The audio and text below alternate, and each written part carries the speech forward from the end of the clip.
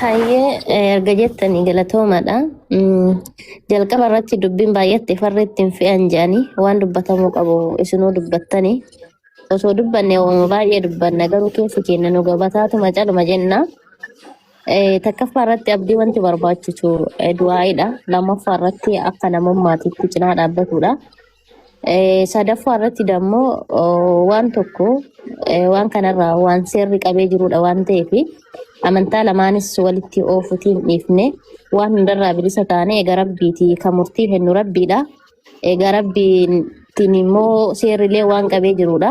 Achi waan nuun jedhame waan hin dubbitanii ta'e warroonni isa cinaa dhaabbatanii jiraniif informationii gahaa waan nu kennaniif informationii waan adda addaa bakka adda addaati fuune namaanis walitti bu'uu dhiifnetuma.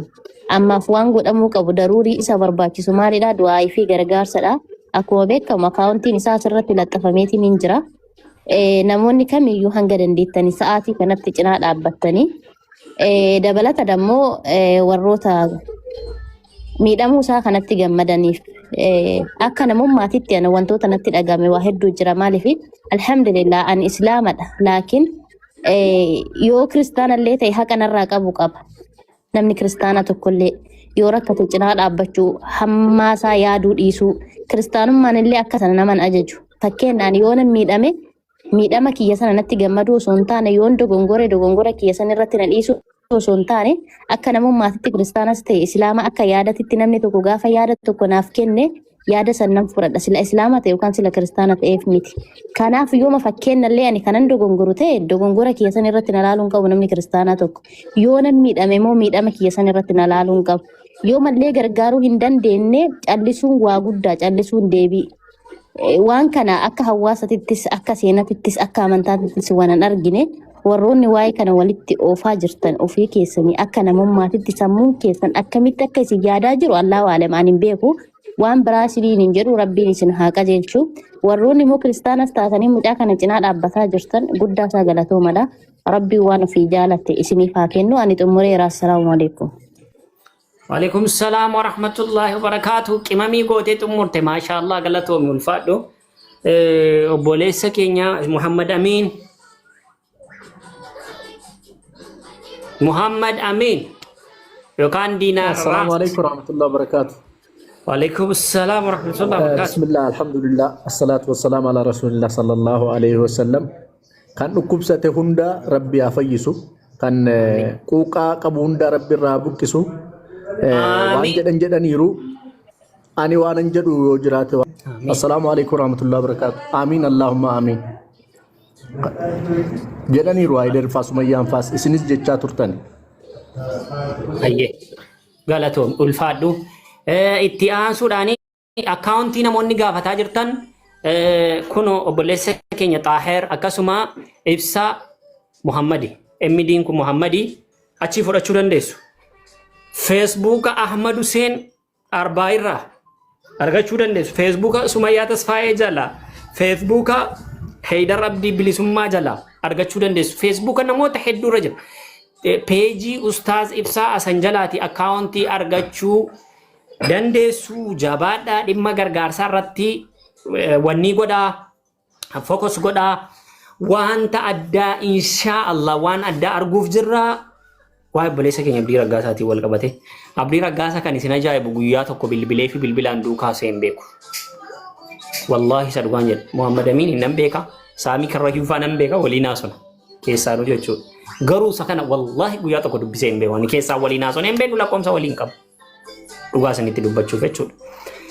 An jireenya isaa maal isaa yuun beeku sooshaal miidiyaa kanarraan argaa waan gaarii hojjeta waan gaarii kanarratti immoo nama jajjabeessuun dirqamadha. Inshaa Allah rabbi isaa fayyisu fayyaan rabbi hin biraa as deebi nama bakka isin jirtanitti waan inaasa'u dhufe inaasa'u nanaasaa inshaa Allah yeroo biraa amma eenyu abbaan dabaree ibnuu sidhanatti fakkaata. Odeeffannoon akkasii akka uummata ga'u isa sababa ta'e inni mana kana bannaan namni osseene har'a namoonni as jala jiran namni 250 wahiin as jala jiran kun hundinuu odeeffannoo gaarii argatanii jechuudha. Kanaaf har'a bakka durarraan arganne amma argatanii jiran. Kanaaf isaanillee ulfaadhu galatoomii nu guddadhu umrii amma irra jirtu xiqqoo kanatti waan baay'ee nu tajaajilte yeroo dhihoo kana mul'attetti waan guddoon nu tajaajilte. Obboleessi keenya immoo Abdii Raggaasaa nama abdii jechuun nama akkanumaan nama qofaatii miti. Nama amaanaa namaa eegu, nama dalagatu nama gaariidha. Nama xiqqaa fi guddallee ija tokkoon laalu, nama ati xiqqaadha yookaan hummoo ati xiqqoo pirootokoolii hin qabdu yookaan hummoo ati nama akkas jedhuu miti. Nama zaataanillee quwwaa gaarii qabu abiibii kiyya. Nama mul'atallee bareedaati. Qaamaanillee nama isin agartan sani. Waa hundaanuu namni wanni abdii ittiin hir'iftu hin jiru. Islaamummaa keessatti yoo fudhatte abdiin nama irra dhalatee baratee da'awaa waggaa dheeraa waggaa 30 waggaa 40 da'awaa godhe caalaa abdii dhufee waggaa tokkotti jijjiirama agarsiisee irra argine. Abdii galata isaa gana jetteen himtu. Imrii xiqqoo as dhufe waggaa tokko waan hin caalle keessatti abdiin waan namni keessatti dhalatee baratee waggaa 40 waggaa 50 hin dalagin abdii waggaa takkaatti dalage. Waan abdiin hin dalagin hin jiru. Haga dhufe kanatti waan guddaa dalage. Rabbiin isa nu haa dhaqqabu. Si'achi ammoo waan guddaa akka inni dalagu abdii irraa qabna jechuudha. Kanaaf jaalanna. Kanaaf jaalanna. Darbeen rakkoon qabu. Abdii kanaaf jaalanna. Rabbiin isa nu haa fayyisu. Fayyaa isaa Rabbi bakkatti nu haa deebisu. Qaama isaa bareedaa isin agartan sanillee Rabbi bakkatti isa nu haa deebisu.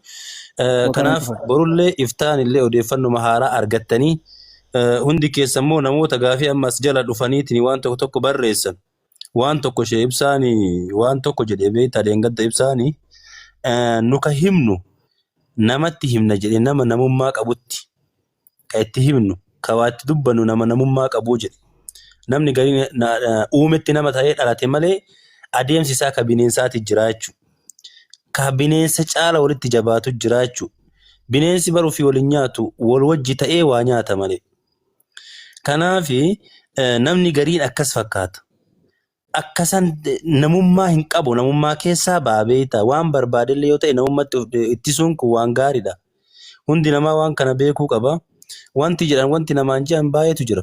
Garuu akka ilma namaatitti waan akkasii yeroo namoonni itti walii gammadan yaada fofokkataa haasawan waan gaarii as jala argaa hin jiru. Sunni immoo namaa miti waan ta'eef nu kan namaatitti haasofnaa kan namaatti dubbannaa waan akkasiiti. Obboleewwan keenya hundi keessan warri Osseentan Maryam Almaaz si malee yaada muraasa jedhaati bahuuf ariifanna. Akkanama Misuudi.